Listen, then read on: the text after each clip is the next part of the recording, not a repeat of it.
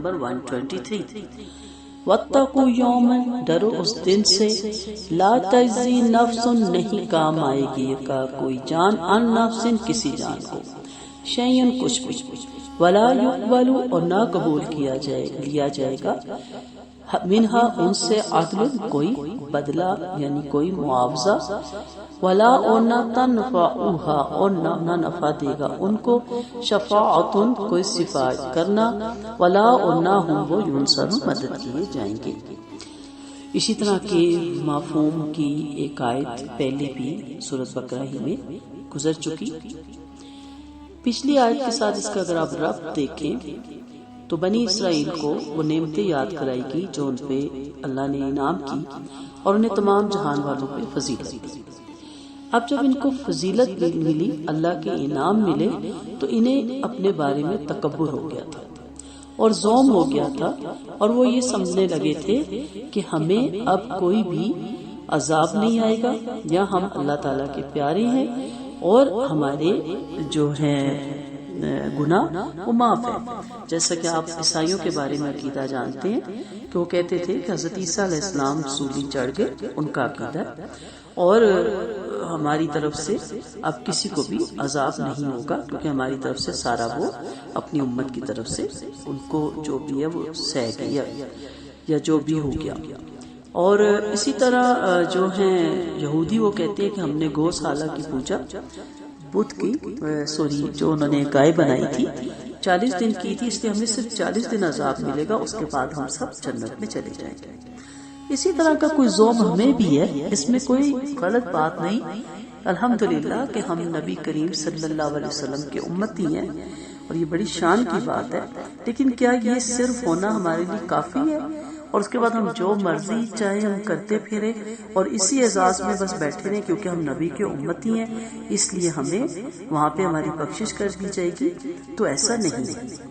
تو اللہ تعالیٰ نے یہاں بتایا کہ یہ جو فضیلت اور انعام ہے ان کا اصل مقصد یہ ہے کہ اس اعزاز کو برقرار رکھتے ہوئے قرآن و سنت کے مطابق اور ان قوموں کو اپنی کتابوں کے مطابق زندگی گزارنی چاہیے تھی اور چاہیے ہے، نہ کہ تکبر میں مبتلا ہو جانا۔ اب یہ جو ہمیں ہمارا عقیدہ ان لوگوں کا بن گیا، اور آج ہمارا بھی عقیدہ ہے کہ اگر ہم کسی ولی کا یا کسی درویش کا یا کسی پیر کا کسی مرشد کا لڑ پکڑ لیں گے تو بس ہماری وہاں خلاصی ہو جائے گی۔ بہت سے آپ یہ تذکیرات اولیاء اور اس طرح کی کتابیں پڑھیں تو آپ کو پتہ چلے گا کہ ان کے عقائد کس قدر بگڑ چکے تھے اور کس قدر ان کے عقائد میں تبدیلی آ چکی تھی۔ ان کو یہاں پہ یہ چیز سمجھائی جا رہی ہے، وَاتَّقُوا يَوْمًا، اس دن سے ڈرو، اس دن کا تقوی اختیار کرو، اس دن سے بچنے کی کوشش کرو۔ کون سا دن؟ جس کے بارے میں انہیں کچھ فہمیاں تھی، غلط فہمیاں تھی کہ ہم کیونکہ نبی کی امتی ہیں اور چنی ہوئی قوم ہے، جیسے یہود و نصارہ تھے اور حضرت عیسیٰ نعوذ باللہ اللہ کے بیٹے اور اس طرح کے عقائد رکھنے والے لوگ، اور انہیں یہ زوم تھا کہ آخرت میں ہم نے تو سیدھا جنت میں جانا ہے۔ کہا گیا کہ اس دن کا تقوی اختیار کرو، اس دن سے بچو، اس دن کوئی جان کسی جان کے کام نہیں آئے گی کچھ بھی۔ اس لیے اللہ نے یہ نہیں کہا کہ کوئی پیغمبر کسی انسان کے کام نہیں آئے گا، کوئی فرشتہ کسی انسان کے کام نہیں آئے گا، کوئی ولی کسی دوسرے انسان کے کام نہیں آئے گا، کوئی درویش یا مرشد انسان۔ سمپل بات کر دی، کیونکہ ہر نفس جو جان رکھتا ہے انسان، نفس عن نفس شیء، کوئی جان کسی جان کے کام نہیں آئے گی، چاہے آپ کتنوں کا لڑ پکڑ لیں، چاہے آپ کتنوں میں دیگے پکا دیں، نذرانے چڑھائیں، کتنوں پہ چادر جلا دیں، کتنوں کے دیے جلا دیں، کتنوں کے مرید بن جائے، اگر آپ نے ان کی بیعت کرنے کے بعد اگر ان کی بتائی ہوئی جو قرآن و سنت کے مطابق تعلیمات ہے اس پہ عمل نہیں کیا تو خالی ان کی بیعت کرنے سے یا ان کا لڑ پکڑنے سے آپ کا کوئی فائدہ نہیں، اور وہ جو آپ کو سکھا رہی ہے وہ سکھایا ہوا علم آپ کو فائدہ دے گا۔ ان کی اپنی ذات آپ کو زندگی میں جب وہ زندہ تھے تو اس لحاظ سے فائدہ دیتی ہے کہ ان کی صحبت میں بیٹھ کر آپ بہت کچھ سیکھتے ہیں، اور صحبت انسان کو بہت اللہ کے قریب کرتی ہے، لیکن مرنے کے بعد ان کی قبر اس میں پھر جو وہ دفن شدہ ہوتے ہیں انہیں پھر ہمیں دعائیں کرنی ہوتی ہیں ان کی قبر پہ جا کے کہ اللہ ان کی کاوشوں اور ان کی محنتوں کا ان کو بہترین اجر دیا جائے. تو وہاں آپ قرآن میں یہ آیات گزر چکی ہیں اور آگے بھی آئیں گی کہ ہر کوئی دوسرے سے دامن چھڑاتا پھرے گا. پھر دوسری چیز ولا یقبل منہا عدل، عدل ہوتا ہے برابر کرنا، بدلہ دینا. تو یہاں پہ کہا گیا کہ اس دن کوئی بھی بدلے میں چیز نہیں لی جائے گی کہ چلے اللہ تعالیٰ وہاں ہم نے تکبر کیا، ہمیں بڑا ظلم تھا، ہمیں بڑی خوش فہمی تھی. نیکی کا بھی تکبر ہوتا ہے، علم کا بھی تکبر ہوتا ہے، مال کا بھی تکبر ہوتا ہے، جوانی کا بھی تکبر ہوتا ہے، عقل کا بھی تکبر ہوتا ہے. بہت سے تکبروں میں ہم مبتلا ہوتے ہیں. اور خاندانی فضیلت کا جو کہ اللہ نے نہیں رکھی، یہ تو تعارف کے ایک ذریعے تھے خاندانوں کے نام، لیکن ہمیں اس کے بھی بارے میں بڑا زوم ہوتا ہے کہ ہم اس خاندان کے، ہم اس خاندان کے.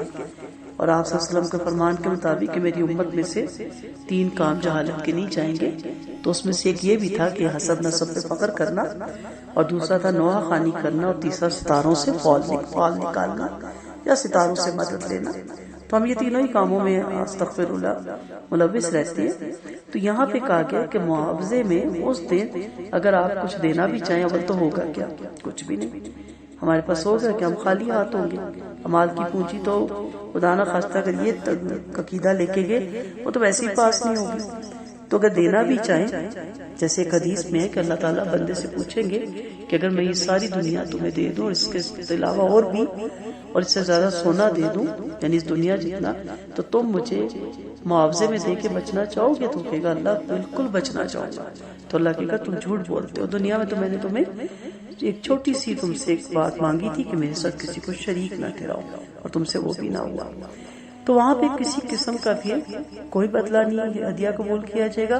وَلَا تَنْفَعُهَا شَفَاعَةٌ، اور نہ نفع دے گی اس کو کوئی شفاعت، سفارش، شفاعت یا سفارش. کوئی بھی آپ کا سفارشی نہیں ہوگا، کوئی آپ کی سفارش نہیں کرے گا. کچھ آیات سے ہمیں پتہ چلتا ہے، لیکن اللہ نے کہا نا جس کو اللہ اذن دے دے. کس کو اذن دے گا وہاں تفصیل سے بات ہم کریں گے. یہاں سمپل دیکھ لیں کہ وہاں کسی کی کوئی سفارش کسی کے کام نہیں آئے گی. وَلَا هُمْ يُنصَرُونَ، نہ ہی ان سے ان کی مدد کی جائے گی. کیا چیز ہمارے کام آئے گی وہ اگلی آیت میں انشاءاللہ اگلی کلاس میں تفصیل سے بتاؤں گی. یہاں بس صرف یہ دیکھ لیں کہ اگر آپ کا دنیاوی حساب سے خاندان کا نام ہے تو وہ آپ کی بخشش کا سبب نہیں ہے. ٹھیک ہے، پہلے پارے کا اختتام اسی آیت پہ ہوتا ہے کہ وہ ان کے اعمال تھے، وہ کر گزرے، یہ تمہارے اعمال ہے، تم اس کا جواب دو گے. تم سے ان کے بارے میں نہیں پوچھا جائے گا. قبر میں یہ سوال نہیں ہوگا کہ آپ کس خاندان کے تھے، اپنے خاندان کا حسب نسب ذرا بتائیں. سب خاندان ایک جیسے، سب خاندان برابر. پہچان کا ذریعہ اللہ کے نزدیک تقویٰ کام آئے گا. تو اس لیے اس زوم سے باہر نکل آئے، اس قسم کے سوال وہاں نہیں کیے جائیں گے. یہاں پہ کس ہر طرح کے تکبر سے باہر نکلیں اور اس دن کی تیاری کریں. اور آپ سب اہل علم ہیں، الحمدللہ آپ سنتے ہیں قرآن تفسیر سنتے ہیں، گاہ بگاہ ہم احادیث سے بھی سیکھنے کی کوشش کرتے ہیں، اور انشاءاللہ زندگی رہی تو ہم سیکھتے بھی جائیں گے کہ وہ کون سے اعمال ہیں جو ہمیں اللہ کے سامنے انشاءاللہ شرمندہ ہونے سے بچا لیں گے، اور اللہ تعالیٰ کی رضا کے وہ کام ہوں گے، اور اللہ جن سے ہم سے راضی ہو جائے گا.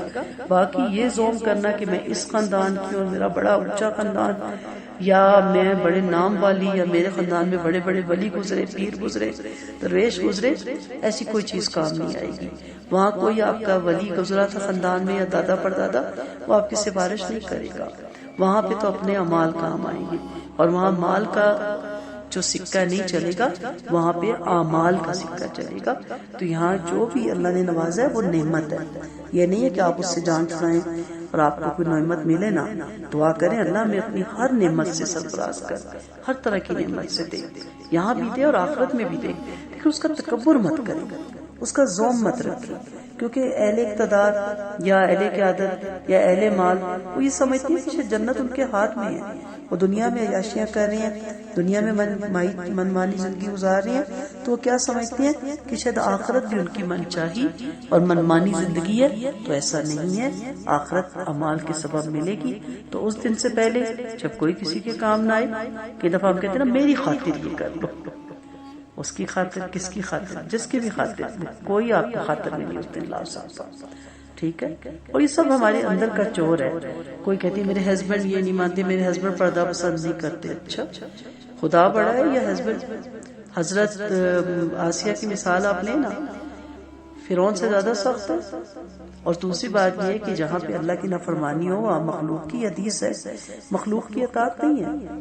آج آپ کو وہ با پردہ کا ایکسپٹ نہیں کرتا، فرض کر لے، ویسے تو میں اس چیز کو ماننے کو تیار نہیں، تو کل اللہ تعالیٰ آپ کو بے پردہ ایکسپٹ کرے؟ ایسا نہیں ہے. کسی کی خاطر کچھ نہ کرے، اللہ کی خاطر سب کچھ کرے، کیونکہ وہاں آپ کے ہاتھ میں کچھ نہیں ہوگا. پھر آپ چاہیں گے وَلَا يُقْبَلُ مِنْهَا عَدْلٌ کہ میں دنیا بھر کے دے دوں، سب کچھ دے دوں، ایسی کہیں دنیایں مجھے مل جائے میں دے دوں، ایک دفعہ اللہ تعالیٰ مجھے معاف کر دے. تو کہا نہیں، وہاں نہیں، یہاں جو مانگا وہ دے. کیا مانگا اللہ نے؟ کہ میری رضا کے کام کریں، میری پسندیدگی کے کام کریں. اور وہاں کوئی شفاعت بھی کام نہیں آئے گی، کسی قسم کی، کسی قسم کا سفارش نہیں ہوگا. یا تو کھڑے ہو جاتے نا آپ کی حق میں کہ نہیں ایسا نہیں ہے، ایسا نہیں ہے، وہاں نہیں، وہاں آپ کے مال کھڑے ہوں گے. یقین کریں حدیث ہے، قرآن کا مفہوم ہے کہ ہمارے اعضاء خدا نہ خواستہ ہمارے خلاف گواہی نہ دینے لگ جائے، اور انسان کہے گا کہ میں تمہیں بچانے کے لیے رحمان سے جھگڑا کر رہا ہوں اور تم میری خلاف گواہی دے رہے ہو، تمہیں کس نے قوت گواہی دی؟ تو کہیں گے ہمیں اس اللہ نے قوت گواہی دی. اللہ نہ کرے کہ ہم ڈھونڈنے نکلے صفات کو ہمارا شفاعی ہو. اور سب سے بڑی شفاعت نبی کریم صلی اللہ علیہ وسلم کی، اللہ تعالیٰ ہم سب کو اس کا حقدار ٹھہرائے. لیکن ایسا نہ ہو کہ خدا نہ خواستہ نبی کریم صلی اللہ علیہ وسلم کہہ دیں، قرآن کی آیت ہے کہ اے اللہ یہ ہے وہ لوگ جو قرآن کو بھولے ہوئے تھے. ہم کھڑے ہیں کہ شفاعت ہو اور پتہ چلے کہ آگے سے ڈانٹ پڑ گئی، تو وہ کام کریں جو حوض کوثر کا پانی پینے کا آپ کو مستحق قرار دیں نبی کریم صلی اللہ علیہ وسلم کے ہاتھ سے. وہ اعمال کریں کہ نبی کریم صلی اللہ علیہ وسلم کی شفاعت آپ کے حق میں قبول کی جائے، اور وَلَا هُمْ يُنصَرُونَ، نہ ان کی مدد کی جائے گی. تو یہاں ایک دوسرے کی برائی کے کام میں مددگار ہیں نا، ہم برائی کے کام میں بڑھ چڑھ کے حصہ لیتے ہیں. آپ اچھائی کے کاموں میں مددگار بنیں تاکہ کل جنت الفردوس میں بھی ہم سب اکٹھے ہوں. وآخر دعوانا ان الحمدللہ رب العالمین. سبحانک اللہم وبحمدک، نشہد ان لا الہ الا انت، نستغفرک ونتوب الیک. السلام علیکم ورحمۃ اللہ وبرکاتہ.